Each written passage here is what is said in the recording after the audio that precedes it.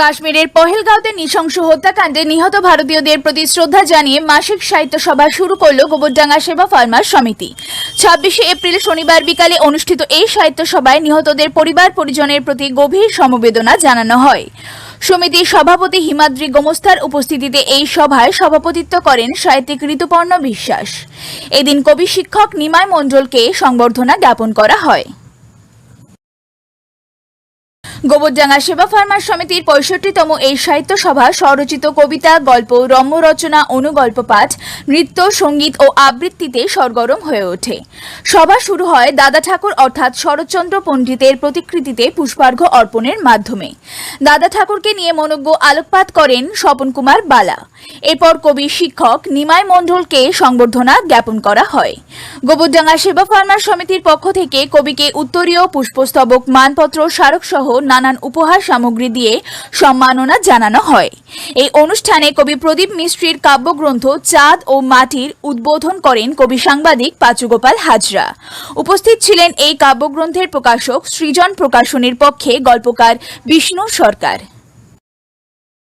সমিতির মাসিক এই সাহিত্য সভায় সঙ্গীত পরিবেশন করেন দুলালী দাস, অরূপ কুমার ঘোষ, রাজদীপ মণ্ডল, টুলু বসু সেন, অজন্তা আড্ড, সমীর কুমার দত্ত, কিয়া দেবনাথ প্রমুখ। নৃত্যে ছিলেন সমৃদ্ধা সানা, আবৃত্তি করেন স্বরূপা পাল, মৌলি বিশ্বাস, ধীরাজ রায়, আহিলি সরকার, মনোলিনা বিশ্বাস সহ অনেকে।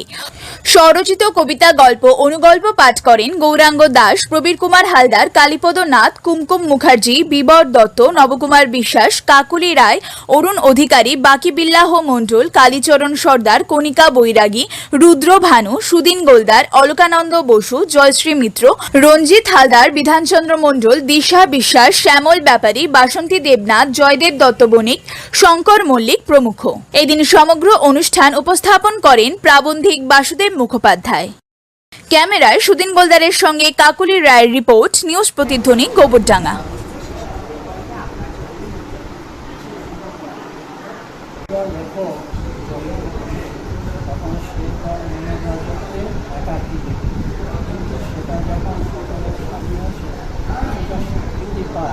তখন একটু আনন্দ হয় এবং সেই আনন্দের ধারাতে তার সে মনের শক্তিটা আরও বেড়ে যায় এবং পরবর্তীকালে তার সৃজন ক্ষমতা এবং সমাজকে কিছু আরও বেশি চেষ্টা করে। আমার মনে হয় এতে আমার মানসিক শক্তি অনেকটা বৃদ্ধি পাবে এবং পরবর্তীকালে আরও যে সমস্ত লেখনী চলে আসবে সেগুলো আরও সুস্পষ্ট এবং খুব ভালো মানের গঠন হবে এটা আমি মনে করি। এবং এটাতে সেবা ফার্মার নিয়ে যে আজকে আমাকে সমর্থনা দিল, এতে আমার মানসিক শক্তি অনেক অনেক গুণ বাড়িয়ে। আমার নাম নিমাই মণ্ডল, আমার গ্রামের নাম শ্রীমন্তপুর, পোস্ট অফিস কলকাতা, থানা গোপালনগর, উত্তর চব্বিশ পরগনা।